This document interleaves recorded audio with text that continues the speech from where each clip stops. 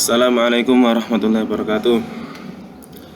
Saya Ahmad Khotibul Umam dari Prodi Usuluddin Fakultas Ilmu Al-Quran dan Tafsir. Baik, alhamdulillahirabbil alamin.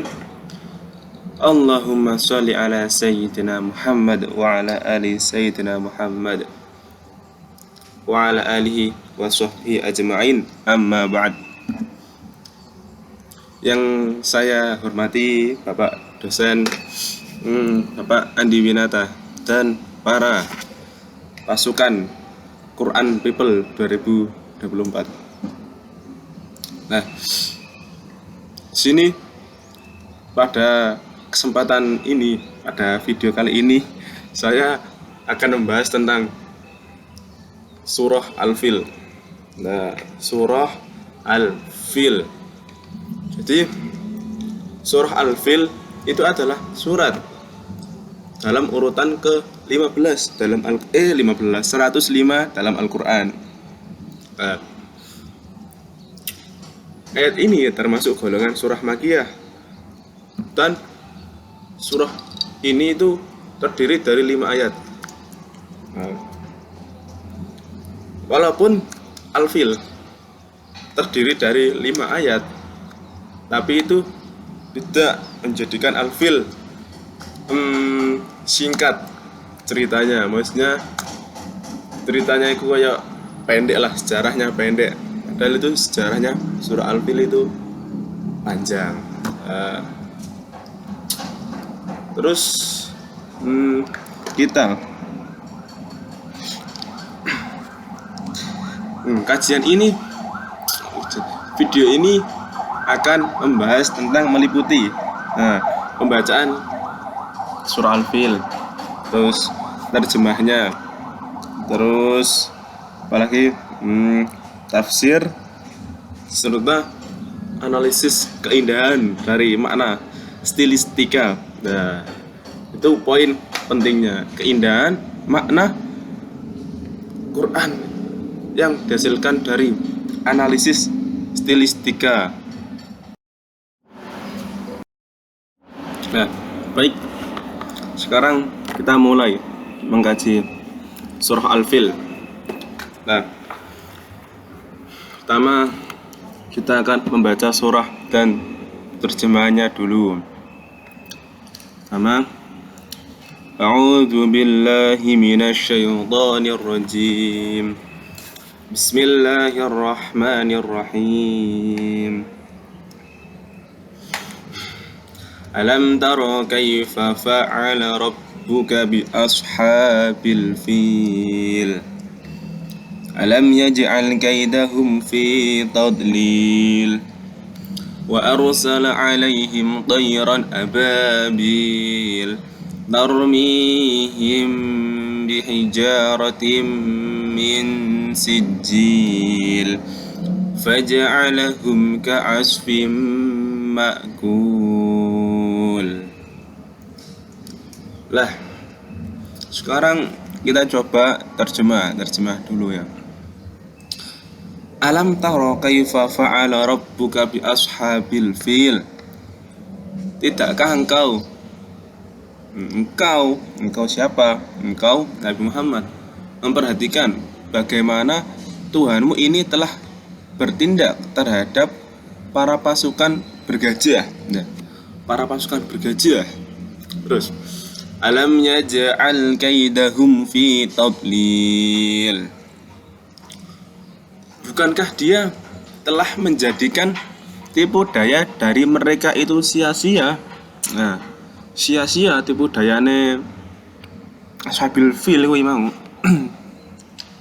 Terus wa arsala 'alaihim tayran ababil.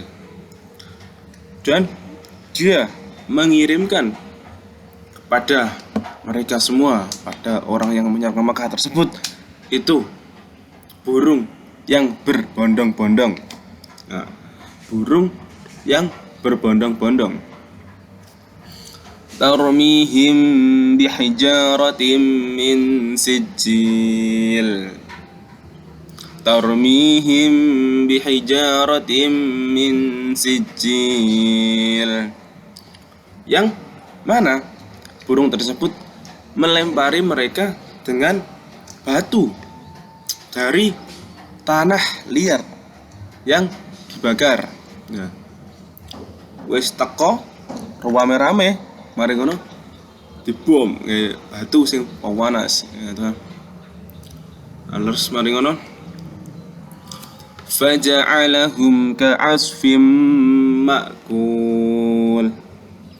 Nah, sehingga dia menjadikan mereka semua itu seperti daun-daun yang dimakan ulat. Nah, daun-daun yang dimakan ulat. Seperti daun-daun yang dimakan ulat. Ngono kuwi lah. Lah, sekarang kita lihat dari tartib kitab dan tartib nuzuli. Dalam penulisan mushaf, surah Al-Fil merupakan surah dengan nomor urut, kira lomba dengan urutan ke 105. Dan Al-Fil itu terdiri dari 5 ayat yang menceritakan tentang kisah para ashabil fil, para suhab fil ya. Sedangkan secara tartib nuzulinya secara urutan penurunan nah, surah Al-Fil ini merupakan surah Makkiyah yang turun setelah surah Al-Kafirun, yaitu surah Al-Kafirun, dan turun sebelum surah Al-Falaq. Nah, turun setelah Al-Kafirun dan turun sebelum Al-Falaq. Nah, sekarang kita masuk ke dalam kajian tafsir. Nah, pada ayat pertama tuh berbunyi alam taro kaifa fa'ala rabbuka bi ashabil fil. Nah, di sana terdapat lafaz alam taro. Nah, alam taro itu adalah lafaz bentuk dari istifham takriri lah. Bentuk dari istifham takriri, yaitu kalimat yang pertanyaannya itu bermaksud untuk membenarkan dan menetapkan informasi yang akan disampaikan. Nah, bagian mufasir itu menjelaskan alam taro dengan alam ta'lam yang bermaksud tidaklah kamu mengetahui. Sehingga lafaz alam taro ini itu bermakna melihat sesuatu secara zahir dan bisa diartikan sebagai ilm, yaitu mengetahui sesuatu secara tidak langsung. Nah, jadi taro di sini tuh bukan mengetahui secara batin ya, secara nah, jadi karena kan alam taro ada yang mengartikan dengan alam ta'lam, maka itu bisa diartikan sebagai jika itu bukanlah melihat secara zahir ya, akan tetapi melihat secara batin. Nah, terus di sana itu ada lafaz fa'ala. Nah, kenapa sih kok enggak menggunakan lafaz khalaqa, ja'ala atau amala? Padahal semuanya ini hampir memiliki yang sama gitu loh. Yang sama. Kenapa enggak pakai salah satunya? Kenapa harus pakai fa'ala? Nah, di sini artikan lafaz khalaqa itu lafaz khalaqa itu adalah menciptakan sesuatu dari permulaan. Nah, khalaqa itu bisa mungkin hanya untuk Tuhan ya, menciptakan sesuatu yang belum ada menjadi ada. Nah, terus lafaz ja'ala. Lafaz ja'ala ini adalah lafaz yang maknanya untuk menunjukkan kaifiyah. Nah, proses bagaimana sesuatu tersebut. Seperti ini kayu, prosesnya kayu menjadi kursi, menjadi meja. Nah, itu menggunakan lafaz ja'ala karena kaifiyahnya. Nah, lalu ada lagi amala. Kenapa enggak menggunakan lafaz amala? Karena amala itu maknanya itu menunjukkan makna setelah tuntutan. Nah, berarti seperti kita melakukan sesuatu karena disuruh seorang, disuruh guru kita, itu menggunakan amala. Nah, kenapa sih kok di dalam surah Al-Fil ini menggunakan lafaz fa'ala? Nah, itu karena fa'ala itu sangat umum digunakan. Seperti katakanlah kita membalikkan telapak tangan, itu bisa kita menggunakan lafaz fa'ala. Dan itu berarti apa? Itu berarti menunjukkan kekuasaan Allah lah. Kekuasaan mutlak Allah. Domain mutlak Allah. Nah, dan itu menunjukkan apa? Itu meletene asabil fil, itu asabil fil itu nggak ada artinya gitu loh. Kayak sok-sokan nantang gelut, nantang perang ngene lah. Padahal sing ditantang iku maha kuasa. Sing asabil fil iku nggo gajah, nggo apa rumangsa ukatane penuh. Sedangkan sing ditantang iku mau terimane pembalikan telapak tangan. Jadi wis easy banget bagi Allah untuk melululantahkan si ashabil fil semuanya ini. Lah, di situ lanjutnya juga ada makna ashabil fil.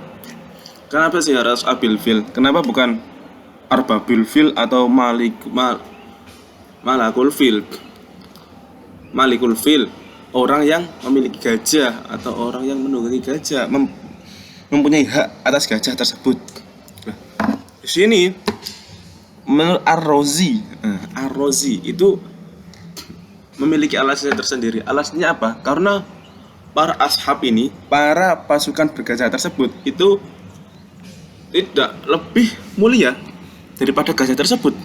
Jadi ini podo kok gajah. Berarti nek manusia kan hayawanun natik. Nah, sedangkan mungkin ashabil fil ini itu hayawan lah natik yang tidak bisa berpikir. Ya itu makanya iso disamakan dengan hewan tunggangannya tersebut, hewan gajah. Nah, ayat kedua ini adalah alam yaj'al kaidahum fi tadlil. Nah,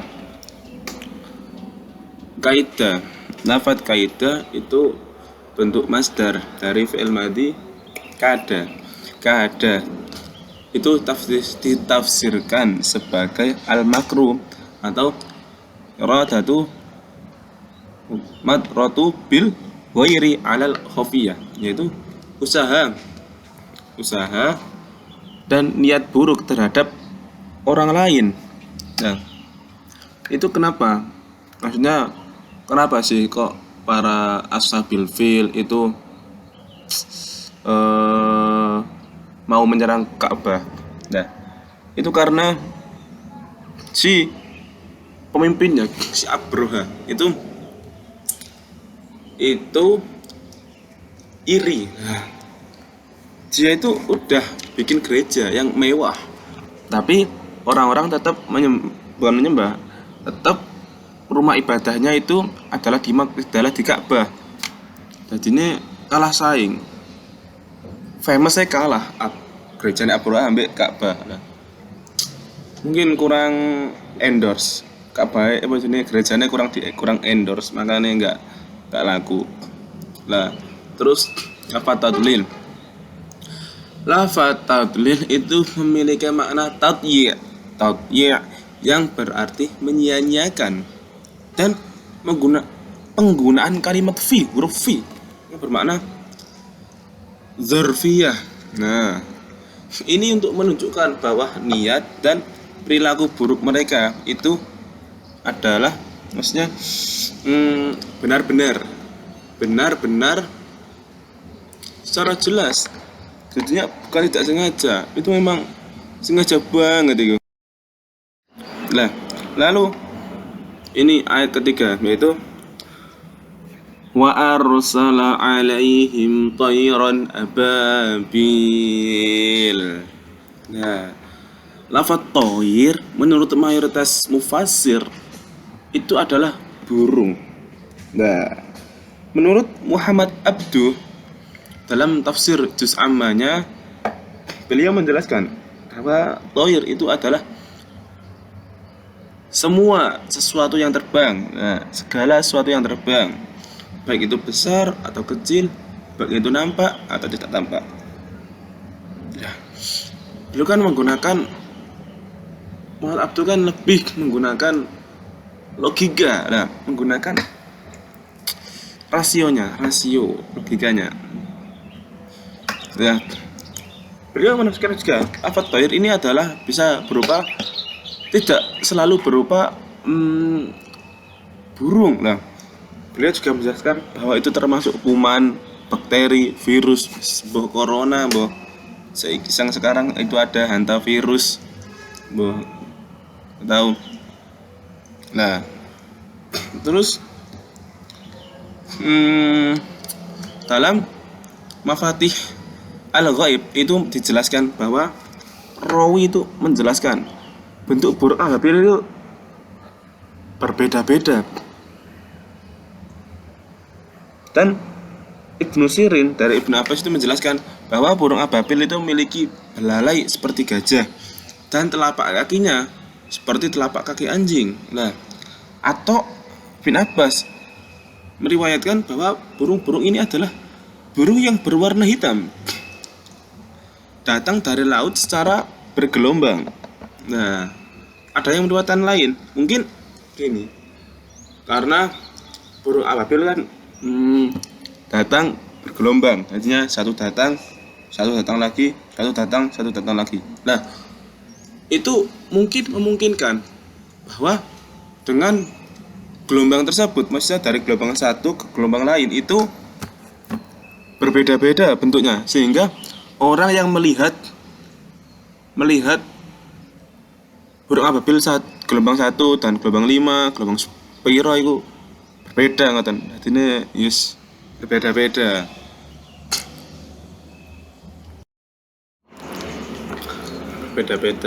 Lalu kita masuk ke ayat yang keempat. Tarmihim bihijaratim min sijil.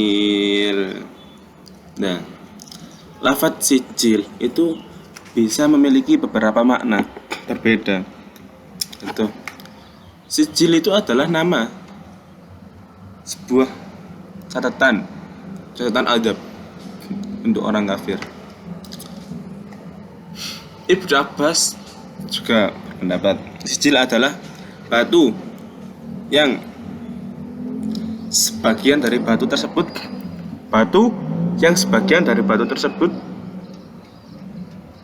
keras dan sebagian lagi adalah tanah liat. Nah, terus ada pula yang mengatakan bahwa sijil itu adalah kesatuan batu satu yang keras. Terus ada yang mengartikan sijil itu adalah nama batu dari neraka jahanam. Nah, itu banyak. Lanjut kita ke ayat yang terakhir, yaitu faja'alahum ka'asfim ma'kul.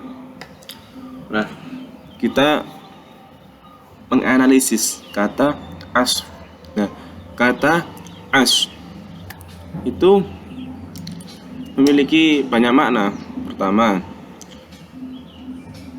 daun yang tumbuh di atas bumi yang biasa menjadi makanan para hewan-hewan ternak. Kedua, menurut Abu Muslim, as adalah jerami atau daun kering yang tertiup angin, sebagaimana yang terdapat dalam surah Ar-Rahman. Itu Dzul asfi warraihan. Terus Al-Farra itu menafsirkannya sebagai ujung tanaman yang belum keluar tangganya. Nah, kita sudah membahas sejauh ini, tapi kita lupa Ashabil Fil. Ashabil Fil dalam tafsir Jalalain itu sebutkan Ashabil Fil itu dipimpin oleh gajah yang bernama Mahmud, yang ditunggangi oleh Abroha yang merasa menjadi orang yang memiliki Yaman, menaklukkan Yaman. Lalu kita bicara lagi, kenapa sih kok harus menggunakan gajah, sedangkan di Arab sana kan terkenalnya itu unta. Nah, penggunaan gajah di surah ini itu menunjukkan, kan dahulu kan gajah itu adalah sangat gajah itu sangat besar. Nah, ibaratnya itu adalah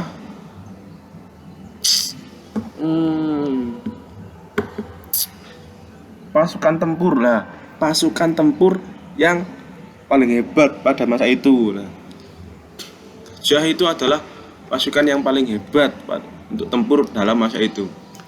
Nah, dan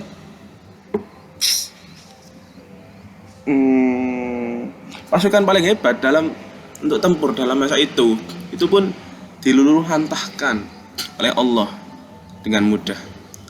Apalagi jikalau pasukan Abroha itu tidak menggunakan gajah, apalagi hanya menggunakan unta, menggunakan kuda, apalagi harus jalan kaki, sudah diluluhantahkan paling dalam dari awal-awal itu sudah diluluhantahkan oleh Allah, sudah ditewu itu sama Allah. Nah, sampailah kita ini yang ditunggu-tunggu ke penghujung video, penghujung video. Kesimpulan dari video ini, ini memiliki beberapa faedah mungkin menurut saya. Kalau menurut panjenengan beda nggak apa. Nah, pelajaran pertama yang bisa kita dapat dalam surah Al-Fil itu yaitu dari makna lafaz.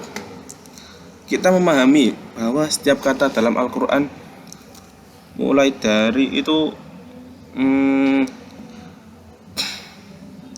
yang terdapat dalam Al-Fil seperti kait,